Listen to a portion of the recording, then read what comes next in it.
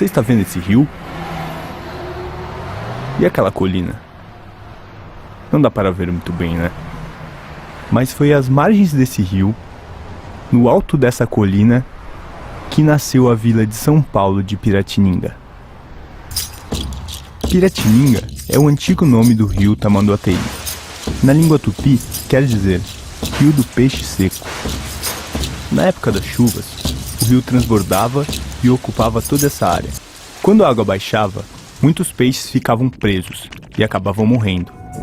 A morte desses peixes atraía as formigas, e atrás das formigas vinham os tamanduás.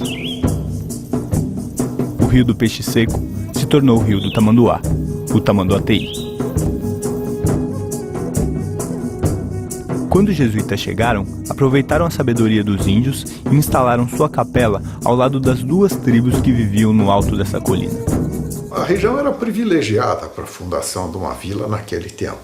E o local os índios já tinham escolhido há muito tempo, não eram os portugueses que escolhiam. E eles escolheram sabiamente um ponto plano entre o rio Tamanduateí e o rio Anhangabaú, que era um ribeirão.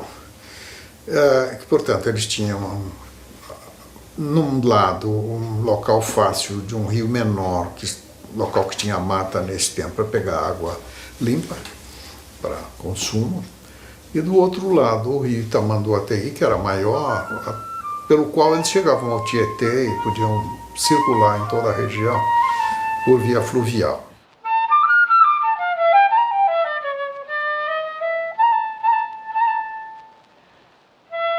Durante aproximadamente 300 anos, a vila de São Paulo só existiu por causa desses dois rios.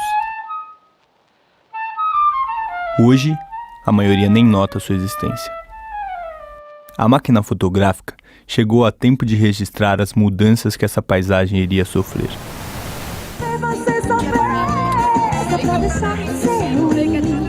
Eu vou fazer você chorar, se humilhar, ficar correndo atrás de mim.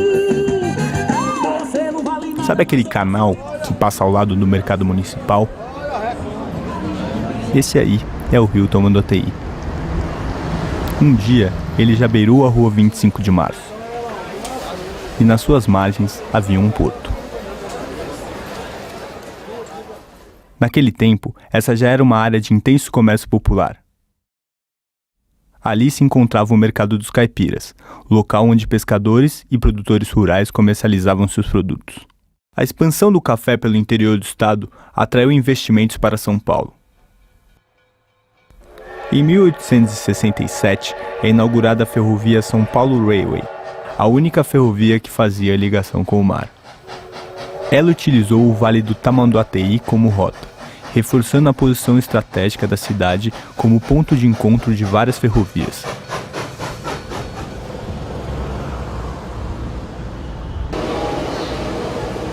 Esses trilhos marcaram a entrada do Brasil na modernidade.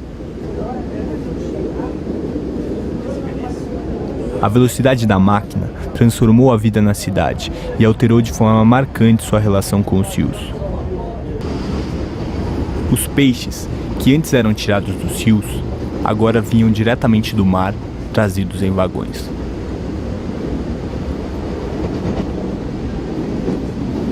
As distâncias se encurtaram e, pouco a pouco, Os rios, que eram a razão da existência da cidade, tornaram-se obstáculos ao seu crescimento.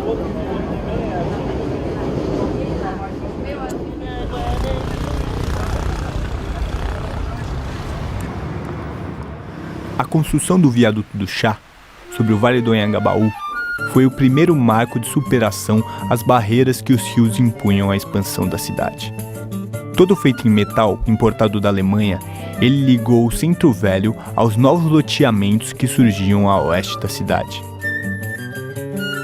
Esses bairros, destinados à elite cafeeira que vinha do interior para a capital usufruir das comodidades da vida moderna, contariam com uma infraestrutura que mudaria ainda mais a relação da cidade com seus rios: a água encanada. Para garantir o sucesso de seus empreendimentos, os loteadores fundaram em 1878 o primeiro sistema de abastecimento de água de São Paulo, a Companhia de Águas e Esgotos Cantareira.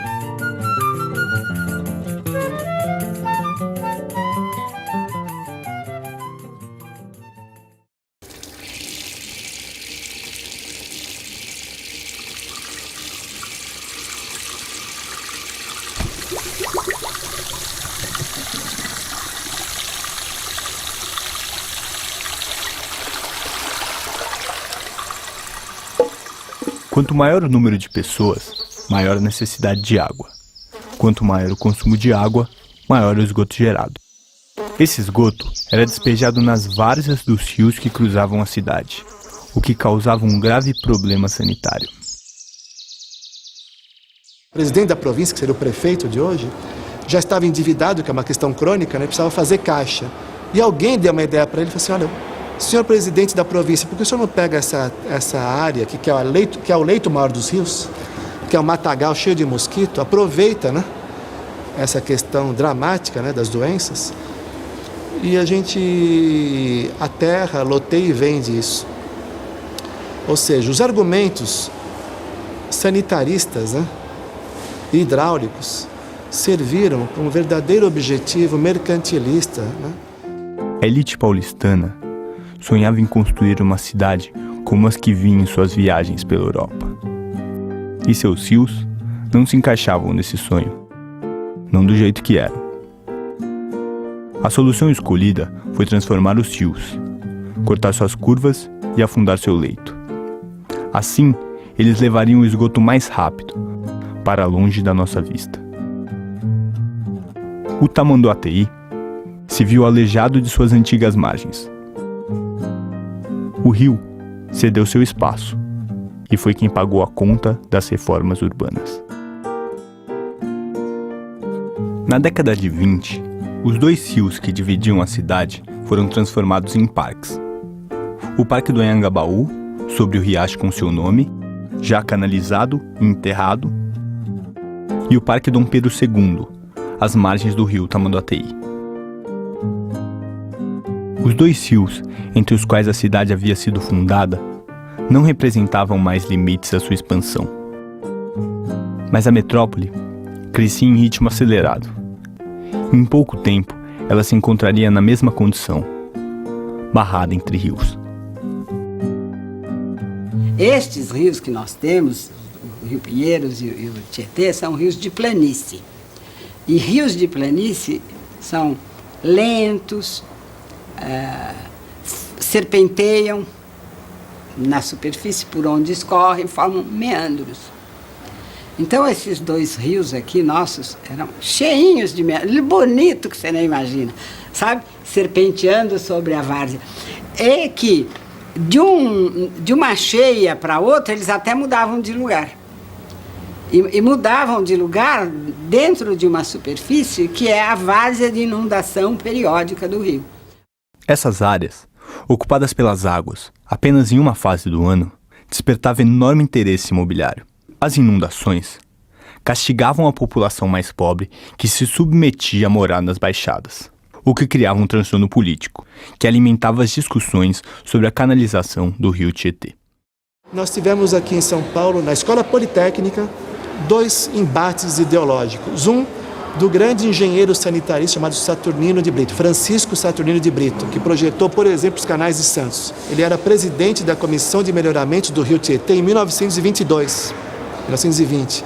E como presidente da Comissão de Melhoramento do Rio Tietê, ele propunha o seguinte, o resgate, que ainda dava tempo, da orla fluvial urbana, do primordial logradouro público da futura metrópole. Ele dizia o seguinte, que nós devíamos garantir a integridade do leito maior, ou da várzea do Rio Tietê, que tinha uma largura média de 1 quilômetro a 500 metros. E, na verdade, para o Saturnino de Brito, toda a confluência de rio, aqui na metrópole de São Paulo, teria que ser formado um lago, como o Lago de Ibirapuera. Esse lago seria, na verdade, o coração, o núcleo aquático da formação de um cinturão de parque, né, com bosques e assim por diante. Então, essa era a visão sofisticadíssima do engenheiro Francisco Saturnino de Brito, que tinha como seu colega de trabalho, né, um antagônico, também chamado Francisco Prestes Maia. O Prestes Maia fez o livro dele, o famoso livro, que é o embate ao parque do Saturnino de Brito. Ele fez uma proposta que era o plano de avenidas para a cidade de São Paulo. Francisco Prestes Maia, junto com o Olhô Sintra, eram técnicos que falavam o que os empreendedores queriam ouvir, que era realmente justificar o tal desenvolvimento da cidade de São Paulo através de um plano de avenidas radial concêntrico. Moscou tem um sistema radial concêntrico, Lyon tem um sistema radial concêntrico, Viena também tem, a famosa Ringstrasse, Paris também tem. Só que o Prestes Maia, de modo maroto, sonegou a informação que antes de fazer o sistema radial concêntrico de avenidas, Viena já tinha o anel ferroviário. E antes do anel ferroviário, que é a mãe da ferrovia, a hidrovia, Viena já tinha o anel hidroviário o Novo Danúbio. Paris também tinha o anel hidroviário formado pelo Sena, Saint-Denis e Saint-Martin.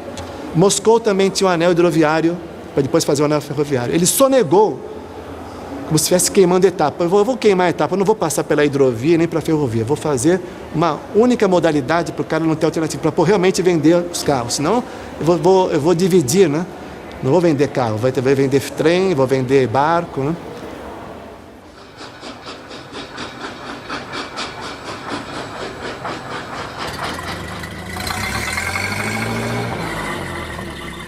O carro em São Paulo, ele é carregado de uma carga simbólica que talvez não seja em outros lugares, porque houve, principalmente até os anos 20, até o fim da República Velha, uma confusão entre o automóvel e a identidade em São Paulo. Ele se transforma numa peça-chave de um discurso de modernização, mas não um discurso de modernização como a gente conhece, um discurso de modernização progressista, mas uma modernização conservadora, que propunha transformar a cidade de São Paulo naquilo que os homens do PRP chamavam da Chicago da América do Sul, ou seja, uma cidade tipicamente americana, tomada por arranha-céus, autopistas, automóveis espalhados por toda a cidade. No ano de 1938, Prestes Maia foi nomeado prefeito de São Paulo e começou a concretizar as obras de seu plano. Para construir uma avenida, seria necessário desocupar uma grande área. O plano propunha utilizar os fundos de vale, área dos rios e dos córregos, para a construção dessas novas avenidas. Impróprias para a construção, essas áreas, úmidas e alagadiças, eram os espaços vazios na cidade, o que garantia baixos custos com desapropriações e a valorização dos entornos após a obra.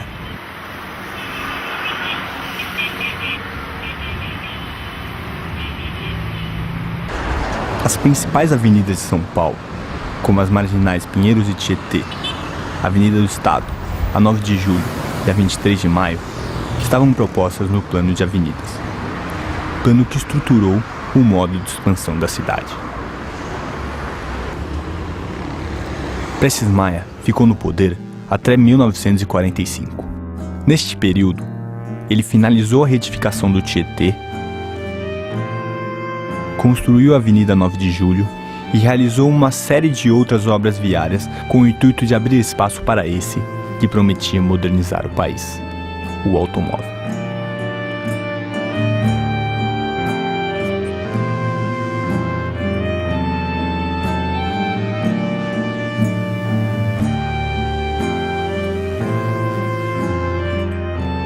Nas décadas seguintes, várias outras avenidas fundo de vale foram construídas. A cidade crescia, e a cada nova baixada, seu córrego era canalizado e transformado em avenida.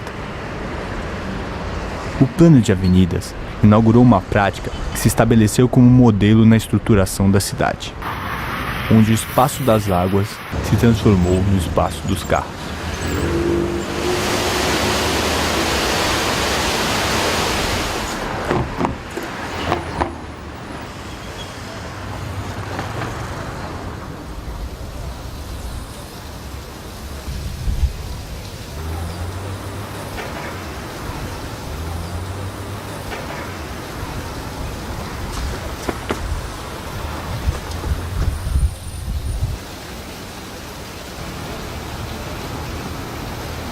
O homem moldou o rio a seu modo. Colocou-o dentro de um cano e escondeu debaixo da terra, para não se ver na sujeira.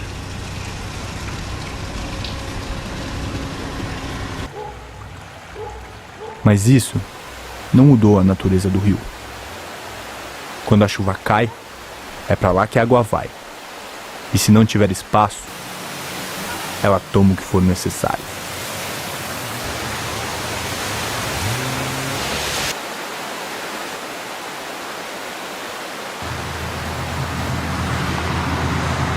A urbanização de São Paulo foi uma coisa tão violenta que ocupou o lugar do rio. Então, enchente é coisa que nós inventamos, entende? Ela é produto da urbanização. O Tamanduateí, você vê, é um rio que nós chegamos nós utilizamos ali a seção hidráulica a mais confinada e a possível de se manter vazão, né? Quer dizer, é uma seção de concreto e uma parede vertical, né? Quer dizer, não tem mais como aumentar o rio ali. Nos anos 70, quando foi feito esse canal, a seção ali do Parque Dom Pedro II era considerada assim, olha, aqui para inundar, nós vamos precisar de uma vazão que ocorre, em média, uma vez a cada 500 anos. Hoje, essa vazão que era de 500 anos, certamente deve ter caído para 5. Já houve aí, recentemente, extravasamentos novamente no Parque Dom Pedro II.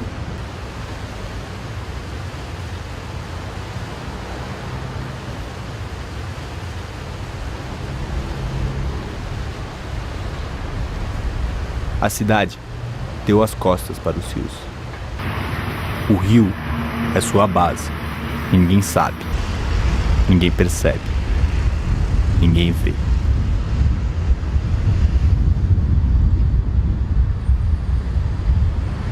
A espinha dorsal dessa arquitetura da cidade são os rios urbanos. Quer dizer, se a gente realmente quer resolver o problema do rio, nós temos que resolver o problema do deslocamento. É impossível fazer com que a cidade esteja de frente para o rio se nós não resolvemos o problema de deslocamento de 20 milhões de pessoas na cidade. Hoje, do jeito que está, se você deixar a administração pública da questão crônica que ela está, de dívidas e refém dos empreiteiros e desse urbanismo rodoviarista, nós vamos cada vez mais pela lógica, que é a lógica mais ultrapassada que pode existir, abrir mais estradas, mais avenidas.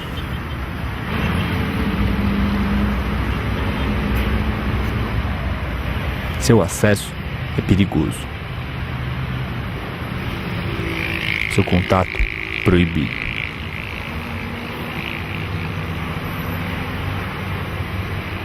Mais uma barreira. Mais uma ação que reafirma a única vocação que demos aos nossos rios.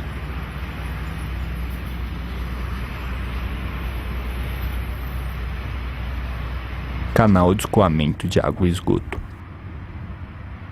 Mas o carro pede espaço. E São Paulo não pode parar.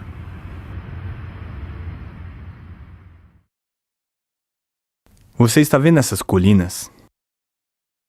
Essas ainda dão para ver, né? Mas provavelmente, em pouco tempo, essa paisagem será profundamente alterada. Aqui, no Parque Santa Luzia, em Mauá, nasce o rio Tamanduateí. Esse mesmo. E é também por onde passará o trecho leste do Rodoanel.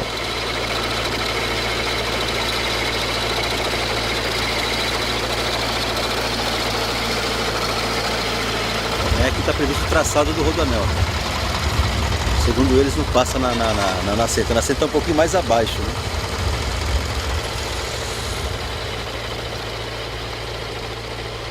E esse rio já foi um rio que já doou para a parte econômica aqui da cidade. A margem já doou as matas, doou água.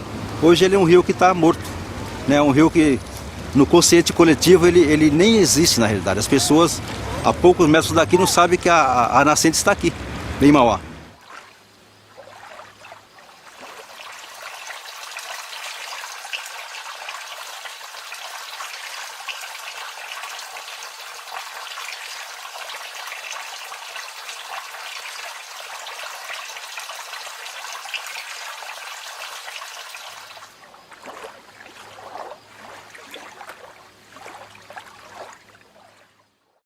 A fragilidade institucional do Brasil leva ao quê? A uma proeminência do privado sobre o público. Existe uma área pública, entrega-se a área pública para o privado, especulação imobiliária vence, ou então, olha, nós temos o dinheiro X para construir mais linhas de metrô. Não, vamos construir mais pistas na marginal, porque é bom para os automóveis. E você nota a grande tendência em se investir sempre, dar preferência sempre ao transporte individual. Nós estamos todos abduzidos por esse urbanismo rodoviarista. Todo mundo acha que precisa do automóvel, quando na verdade não precisamos. Então, dentro dessa visão de reversão disso, no lugar de fluxo, falar de percurso, no lugar de esterilizar as ruas com esse urbanismo rodoviarista, transformar os passeios públicos numa rua viva, no urbanismo da confiança e não do medo, que hoje as pessoas estão trancadas nos carros, não é isso? São resignadas a esse pau de arara chamado de ônibus. Felizmente, de todas as obras de arte da humanidade, a cidade é a principal obra de arte. E, felizmente, é uma obra de arte aberta e inconclusa. Então, a difícil arte de construção do espaço público, que é coletivo, né, passa por esse reconhecimento, por essa crítica, e nós nos reinventarmos cotidianamente. Esse rio, fomos nós que poluímos, abduzidos, resignados, submetidos a esse olhar do colonizador. Cabe a nós conceber o espaço em que queremos viver. O que vamos valorizar?